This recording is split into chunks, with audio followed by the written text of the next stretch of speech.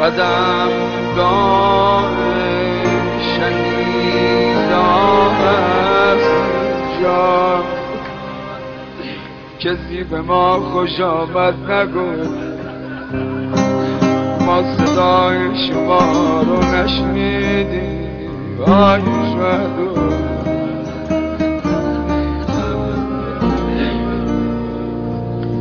قدمگاه شهیدان است اینجا، محل رشد ایمان است اینجا، کسی که انس با این خاک دارد برایش کعبه جان است اینجا. آی شلنجه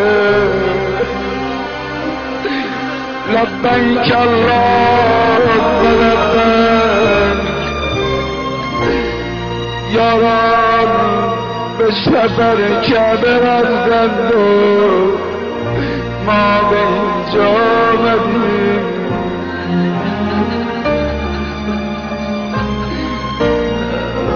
همه قربانی کشتن روز منام، این بچه هم که اینجا خوابیدند و اونهایی که خونشون در اینجا ریخت، قربونی اربابمون حسین شده. ایام سفر حسین از مکه به کربلا، ای شهدا محرم نزدیکه،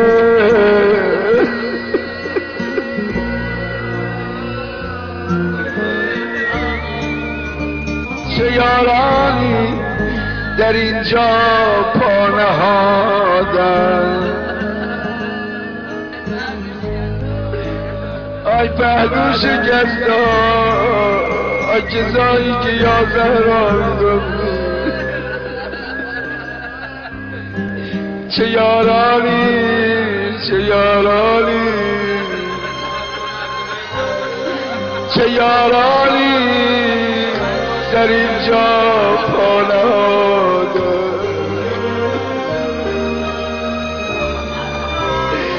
دل جامانده سوزان است اینجا،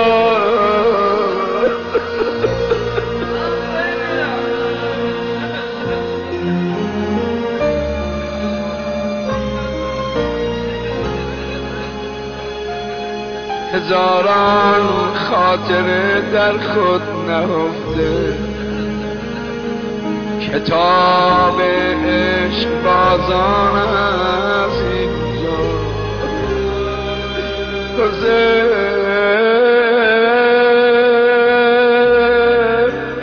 حسین شبیه بیت الاحزان است اینجا، لذا مواظب باش اینجا میای تماشاچی نباش، یه گوشه ای بشین ببین تو کی هستی، اینا کی بود.